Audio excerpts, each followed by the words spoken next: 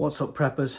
Sorry, this is a very impromptu video, just using my phone, so I apologise for that. Hopefully you can hear me okay. Just wanted to do a news update really, something I would have not done this weekend if I could avoid it, but what's going on with the US strikes. So there's been 85 strikes, which I'm sure you've seen on the news, but it's very filtered, our news in the UK. So you've got to look further into it. And the strikes were on intelligence centres, munition supplies, and potential locations of where they were keeping drones. And it's all to do with Iranian proxy groups, not Iran itself. Iran, whatever. But it's to do with the proxy groups. So what does that mean? It means groups that are supported or funded or supplied by Iran.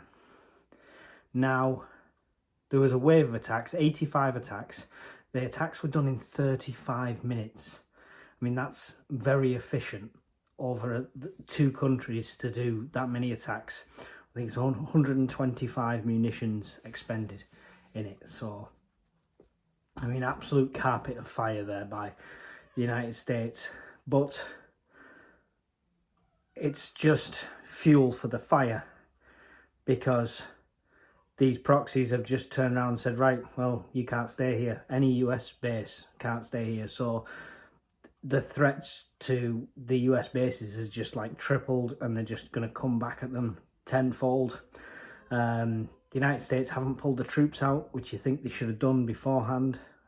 Any ground troops in these bases, you think they should have evacuated before they started a campaign such as this. But they haven't, so all them service people are at a massive risk, as well as our own service people that are over there. So, I mean, if you pray for them. If not, let's just hope they get out of there safely. Now, the reason I want to do the news is because this could rapidly escalate. And I mean rapidly. This is going to be tit for tat until somebody goes further. And you've already got American politicians who are part of the House of Representatives and things like that tweeting that it's not enough, that we need to bomb Iran. We need to go in there and bomb Iran. The we being USA. So you might think it's not going to affect the UK, but I'm telling you, if it kicks off to that scale, that's a world war. That's World War III.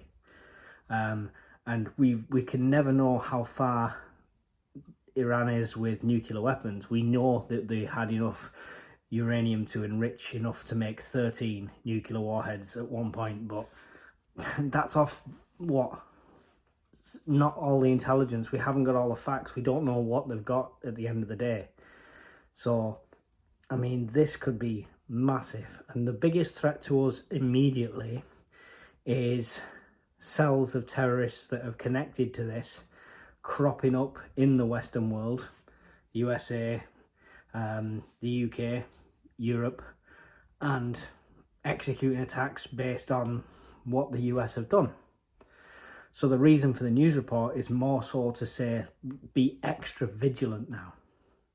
Your preps need to be on point if you are prepping for something like this.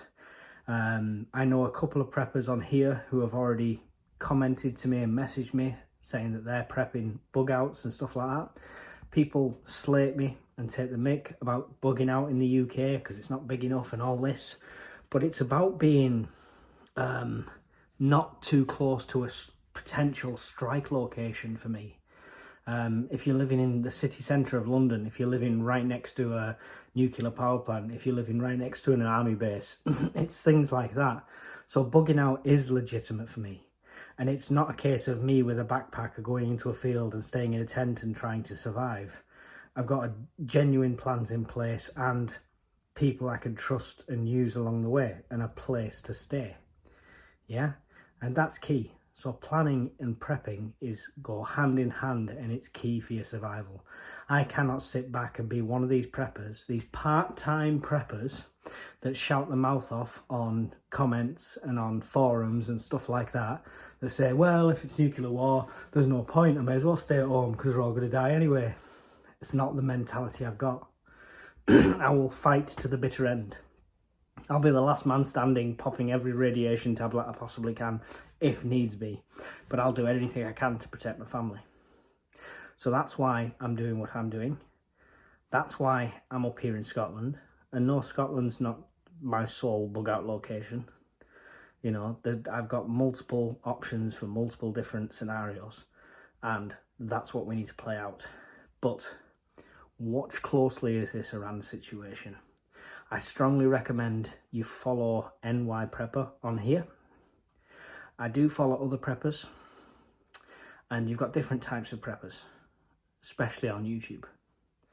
You've got preppers that are practical, that will literally show you skills, survival skills, how to survive. Awesome, love them, watch them all day long. You've got preppers that are just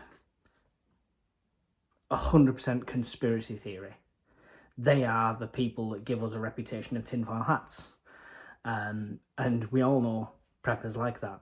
Some of their channels are massive. They made a good living off something like that. But it takes over too much for me. It's not about the prepping. So you've got preppers like that, and then you've got NY Prepper, who I follow.